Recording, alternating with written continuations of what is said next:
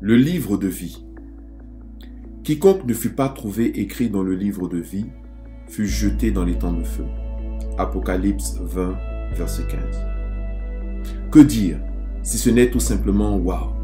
Cette vérité biblique est bouleversante. La seule condition pour entrer dans le royaume de Dieu est d'avoir son nom écrit dans le livre de vie. Est-ce bien ce que nous avons lu?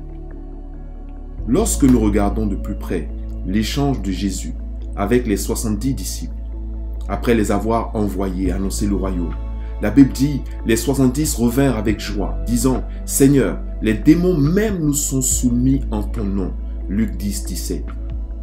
Il est intéressant de voir combien les disciples se réjouissaient d'être utiles à Dieu et constater qu'ils étaient capables de manifester une certaine autorité sur les œuvres des ténèbres. Face à cela, la réponse de Jésus fut, « Voici, je vous ai donné le pouvoir de marcher sur les serpents et les scorpions et sur toute la puissance de l'ennemi, et rien ne pourra vous nuire. Cependant, ne vous réjouissez pas de ce que les esprits vous sont soumis, mais réjouissez-vous de ce que vos noms sont écrits dans les cieux. » Luc 10, versets 19 à 20. Le Seigneur les a repris en précisant clairement qu'être utilisé par Dieu n'est pas une fin en soi, si nous manquons le ciel, si nous n'avons pas la garantie de notre salut éternel. Pour lui, avoir son nom écrit dans les cieux est plus important que tout ce que nous pourrions faire sur terre en son nom. Tout simplement, ne vous réjouissez pas de ce que les esprits vous sont soumis, mais réjouissez-vous de ce que vos noms sont écrits dans les cieux. Jésus met ainsi l'accent sur ce qui doit fonder notre marche chrétienne, sur l'élément le plus important qui est d'avoir son nom écrit dans les cieux, dans le livre de vie. Lisons le récit d'un échange entre l'Éternel et Moïse, appelé ami de Dieu. Lorsque le peuple d'Israël avait péché en se faisant un veau d'or, Moïse en effet entreprit de plaider pour le pardon des péchés d'Israël. À ce sujet, la Bible dit, le lendemain, Moïse dit au peuple, « Vous avez commis un grand péché. Je vais maintenant monter vers l'Éternel. J'obtiendrai peut-être le pardon de votre péché. » Moïse retourna vers l'Éternel et dit, « Ah, ce peuple a commis un grand péché. Ils se sont fait un Dieu d'or. » Exode chapitre 32, versets 30 à 31. Le plus édifiant vient dans la suite de son plaidoyer. « Pardonne maintenant leurs péchés, sinon efface-moi de ton livre que tu as écrit. » Exode chapitre 32, verset 32. L'approche de Moïse ressemble plus pour moi à du chantage qu'à un plaidoyer. Mais Dieu ne lui en a pas tenu rigueur, car il a vu son cœur. Moïse était prêt à mettre son propre salut en jeu pour épargner son frère de la colère divine, ainsi que les brebis que Dieu lui avait confiées.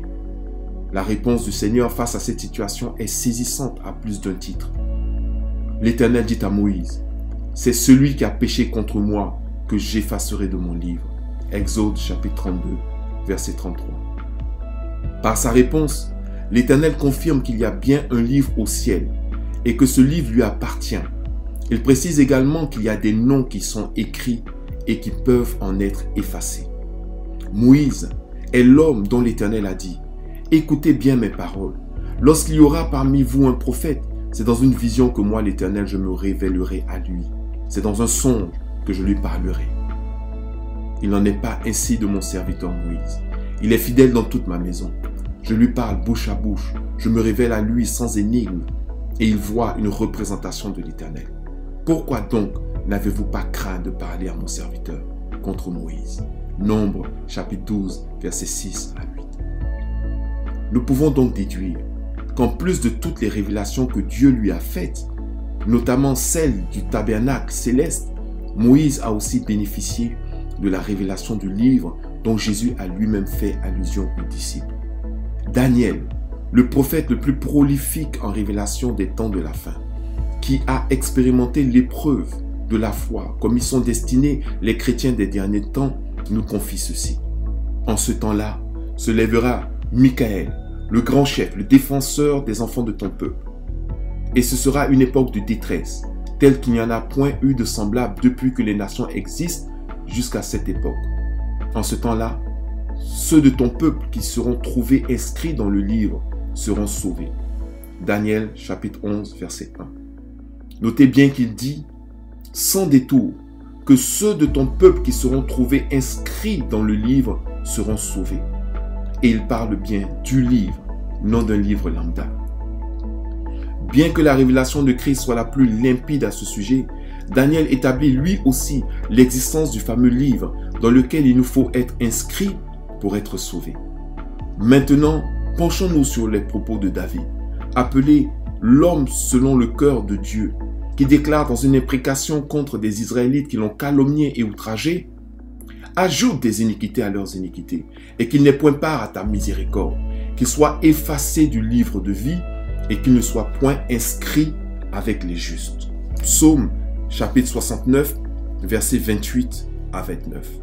Cette déclaration confirme bien que David avait la révélation du livre de vie. Des noms peuvent en être retirés. Il faut son nom inscrit dans le livre de vie pour être reconnu comme juste devant Dieu. Convoquons à présent un cinquième témoin, l'apôtre Paul, qui s'adresse à un de ses pairs et lui dit ceci. « Et toi aussi, fidèle collègue, oui, je te prie de les aider. Elles ont combattu pour l'évangile avec moi et avec Clément et mes autres compagnons d'œuvre dont les noms sont dans le livre de vie. » Philippiens chapitre 4, verset 3. Tout comme Moïse, Daniel, David et le Seigneur Jésus lui-même, l'apôtre Paul, auteur des 3/4 du Nouveau Testament, évoque à son tour le livre de vie, en attestant que ses compagnons d'armes, dans l'œuvre, comme il les appelle, ont chacun leur nom écrit dans ce livre. Voici une preuve de plus que les voies de Dieu sont impénétrables, qu'il est invariant d'âge en âge et qu'il n'y a chez lui ni changement ni ombre de variation. Je crois pour ma part qu'un livre d'une telle importance pour notre salut mérite une étude approfondie, car je suis persuadé qu'au-delà de toute forme de croyance, le fait d'avoir son nom écrit dans le livre de vie est un facteur déterminant pour notre élection à prendre part aux noces de l'agneau. L'apôtre Jean révèle d'ailleurs à ce propos, je cite, « Et tous les habitants de la terre l'adoreront, l'Antéchrist, ce dont le nom n'a pas été écrit dès la fondation du monde dans le livre de vie de l'agneau qui a été immolé. » Apocalypse chapitre 13, verset 8. Que devons-nous retenir? Il existe un livre depuis la fondation du monde. On l'appelle le livre de vie. Notre nom peut en être effacé. Seuls ceux dont le nom y est écrit seront sauvés.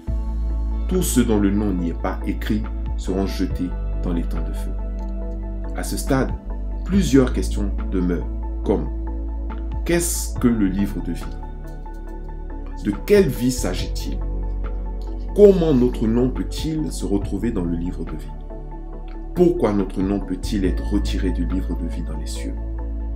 Je m'attellerai à y répondre dans mes prochains posts et vidéos.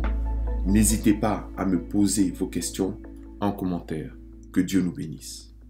Pour ceux qui me suivent sur ma chaîne YouTube, je vous invite à vous abonner et activer la cloche pour que vous soyez informés lors de mes prochaines publications. Shalom.